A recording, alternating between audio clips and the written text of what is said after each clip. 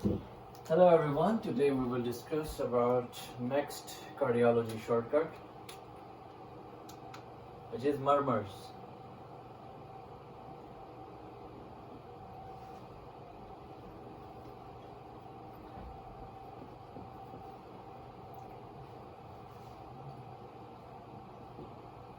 We're not going to go in that detail, but we are just focusing on the quick review. So starting from aortic stenosis, we should know the location of the murmur. Now, just make a sternum. Should be on the right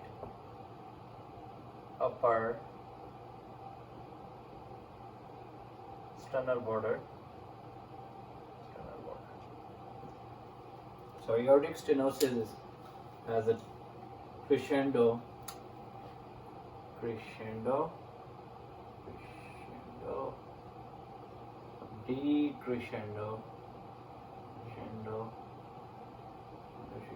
murmur, which means systolic ejection murmur, because it's coming from left ventricle and ejection. So systolic ejection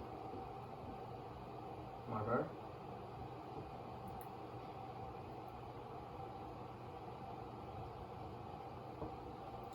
The location is right upper sternal border, and it radiates to carotid.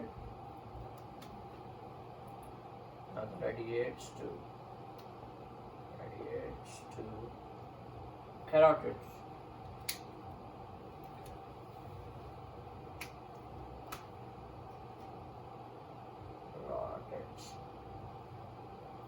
So we have to pay attention in the question if they're talking about aortic stenosis. So pay attention that it's a crescendo decrescendo murmur. If they write this, good to know. Systolic ejection murmur, the main goal is to know the location and it radiates to carotids. Now we're gonna versus aortic stenosis with HOCM or HCM, which means hypertrophic cardiomyopathy.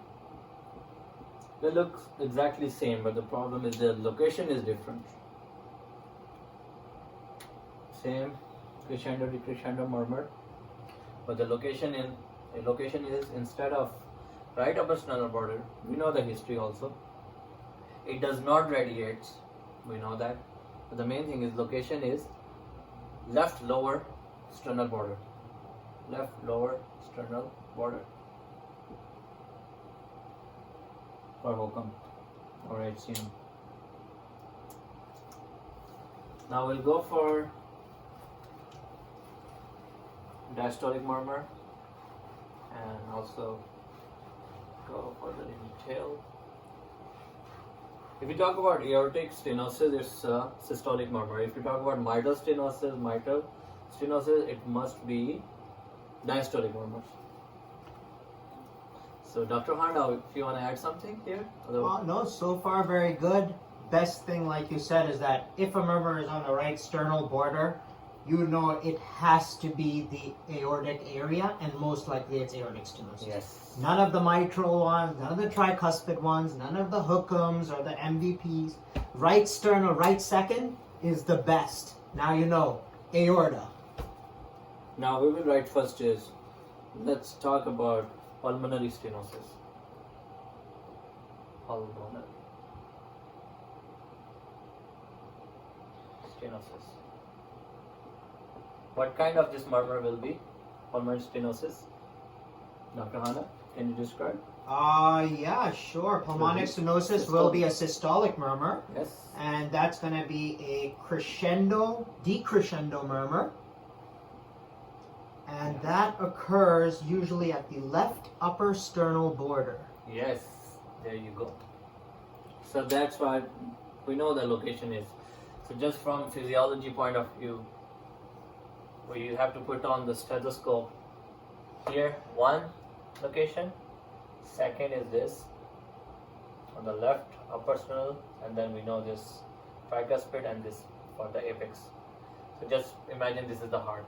So for Pulmonary stenosis is a systolic murmur, as Dr. Honda described. Crescendo, decrescendo, I'm making it abbreviation. So crescendo, decrescendo murmur on the location is important. Where exactly location is? Left upper sternal border. Go with the location and find in the question what they are talking about. The location is very, very important. Does it radiate anywhere? Pulmonary stenosis? Not really happening.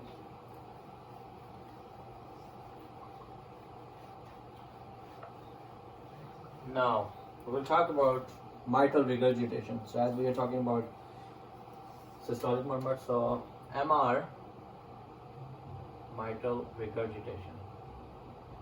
What's happening in mitral regurgitation will be holosystolic. So now we have to think about all the mitral related. Will be at apex. So, and let's write first.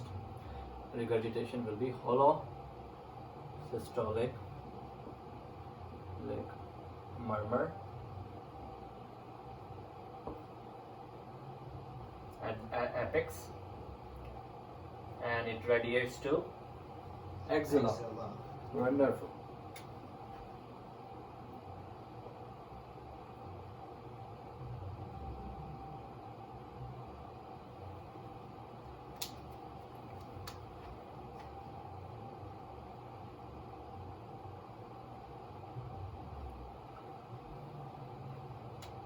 Now, we'll talk about mitral stenosis. What is the most common cause of mitral stenosis? It's a rheumatic heart disease. Rheumatic fever. Heart disease.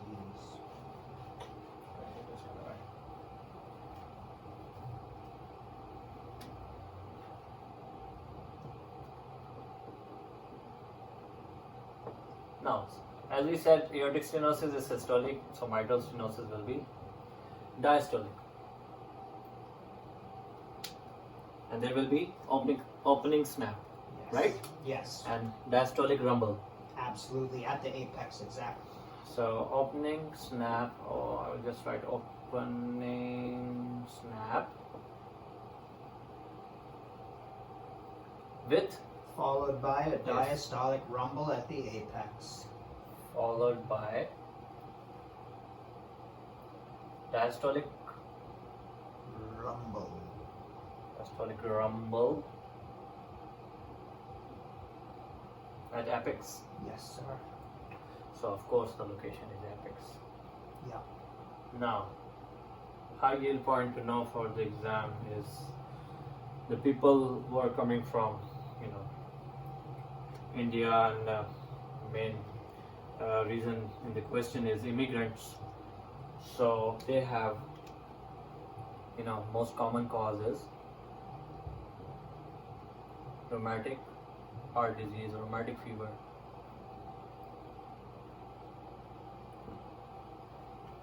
Leading to mitral stenosis.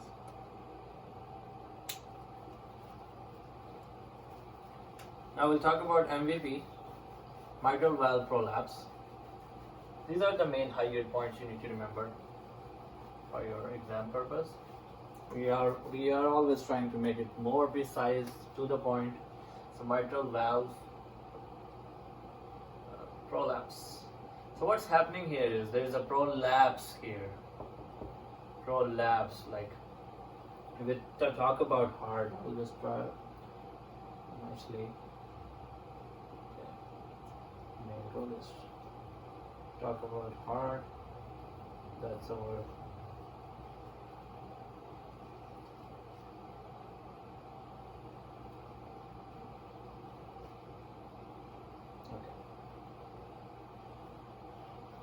think about this. Okay, so prolapse, this is the valve, right? Mitral valve, you're gonna prolapse, goes down.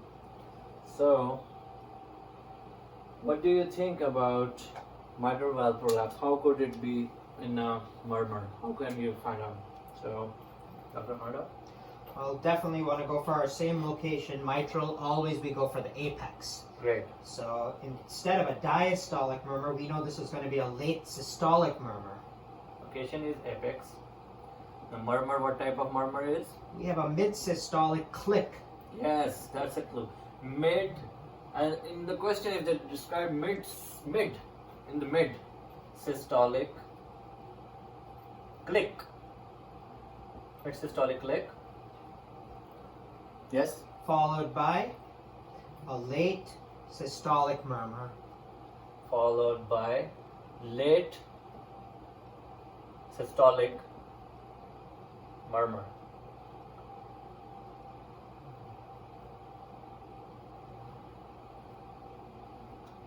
Yes, great. Now, what else we need to know about mitral valve prolapse is there is no prophylaxis needed for if the patient is having any tooth extraction, and the patient is having in the history it is mitral valve prolapse. There is no prophylaxis needed. So I think for aortic stenosis, there is one point which is very high yield.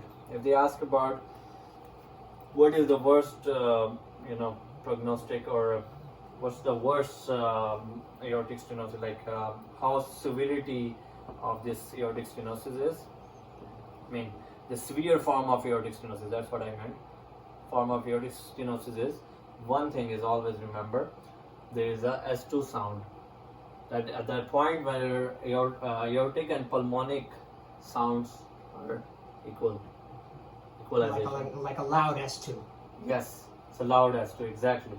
That's what I was waiting for, yes, loud S2. So there's a few more points, but think about this. One of the thing is loud S2, and I'm not gonna, you guys can read more about severity of the murmurs. Now we will go now to the what does affect, like squatting, does it affect to all the murmurs? What actually happening? So squatting, if you talk about, just remember squatting thing. If you talk about what happening on a murmur, squatting, what squatting is doing?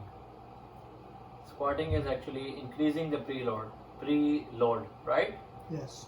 So leading to increased preload, it's mean more. So in the HOCM, what's happening in the HOCM? There is too much extra. We have interventricular septum. So there more septum, then we call that systolic anterior motion of the valve, where we have like more on this side.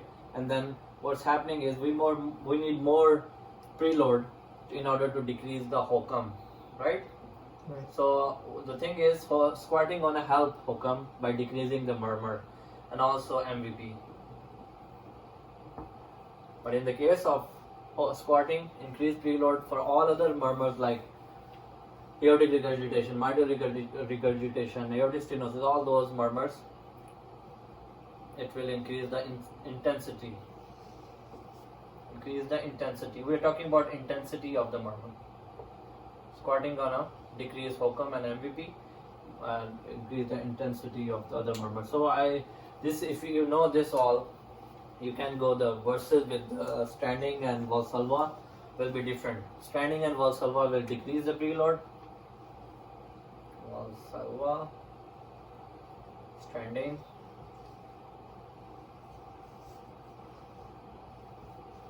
Decrease the preload means all the murmurs, other murmurs will have decreased the intensity, but there will be increased intensity in the case of HOCM or HCM, you can say MVP. All other murmurs will have a decreased intensity. Other murmurs mean aortic regurgitation, mitral regurgitation. No. Alright, as compared to HOCM. So this is like main point as you think about preload, but go with the preload, because in HOCM we need more venous return, preload. So more preload, more or less will be the obstruction. But that's why if you give the diuretics, right, diuretics will take the fluids out from the body, right? Right. Diuretics. So what it does to HOCM? It is gonna increase the murmur of HOCM. Yes, great. So this is very high yield point to know. But if they can ask in the question, now patient is on, in the family, Furosemide or sudden cardiac arrest, like Spironolactone, we're right. talking about HOCM. So if patient Oh, present okay. with HOCM, Sure. then what would be helping? Beta blockers, Absolutely. not diuretics. So Right. that's a contraindication. Right. Now the one more thing is that we go with the location. What else we have here? Well, you're doing a great job. Since you were summing up all those main murmurs, basically, like you said, the 3 holosystolic murmurs Yes. are We're right mitral now. regurg, tricuspid regurg, and that can lead us into our next topic of VSD. So yes, that's a great point. So ASD and VSD, we will compare them. Sure. So first, we should know what are the 3 holosystolic murmurs. It is MR, good to know for the exam, VSD and TR. TR. But we go with the location. Go with the location because VSD has a different location, which will be left lower sternal border. Right. Left third, left fourth, something like that. Yeah. L3, L4. Exactly. So it could be like a third intercostal space or fourth intercostal space. But MR, as we already mentioned, apex. And if you talk about TR, should be here. Yeah. So we can say on the right lower sternal border. Now, let's make what is ASD is aortic, atrial septal defect. ASD, now VSD will write what a type of murmur they are. I mean, there is like most likely these are not typically looks like murmur. There are splitting going on. So wide fixed splitting, wide, because we are having a hole here, and there is a here big hole is for VSD. So ASD will be wide, fixed, splitting. What? S2. S2, yes. And what is more important thing for ASD? Anything else if I miss? ASD? For ASD, I think that's pretty much the one that it can be asymptomatic in patients, but in terms of recognizing, usually if you see that wide fixed splitting S2, Yeah. Classic for yeah, this. classic. Exactly. So as we said, VSD, holosystolic murmur, location we already said, left lower sternal border. Are we good? Absolutely, yeah, VSD, excellent. And sometimes VSD, they can, might present it as radiating to the back. Oh, definitely. I missed that part. Thank you. So I will write it here. VSD radiates to the back. So we have to pay attention here. Radiates to the back because this is like huge septum defect. So the main thing is can affect back pain. Can radiate to the back. Not really pain, but radiates to the back. You can feel the sound from the back. Right. And the back, other upper thing back, that upper they back. sometimes mention is that a small difference, but that ASD more happens at the upper left sternal border, VSD is more at the lower left sternal Oh, yes. border. Sometimes they can play Yeah. games with Go that. with this location, yes, you're right. Upper left sternal border, and this is, as we said, left lower sternal border. So only, overall from all this picture, just remember right upper sternal border is aortic stenosis. That's all. Then make your life simple and go with the exact location and make sure what they are asking in the question. Now we'll see exactly where is apex and where is right upper sternal border, and we go with the ICS. I mean to say intercostal space is to know exactly. So as we know, apex will be Fifth intercostal space. yes. So apex will be mid clavicular line and mid clavicular line. Go all the way apex, and this is fifth, right? Correct. Intercostal space. I am writing it ICS. Now, if you talk about upper one, it must be second, right? Correct. Second intercostal space, so easy. And the last one, if you talk about Lower sternal border, Lower third, sternal border. fourth. yes, lower sternal border must be third or fourth. ICS. Fourth. I think we are pretty good at it. So anything related to murmur, just go with the location. And if you have auscultation question, man, if you just can see in the question, if it is written perfectly, go with that and just pick your answer and move on. Save your time. Thank you so much.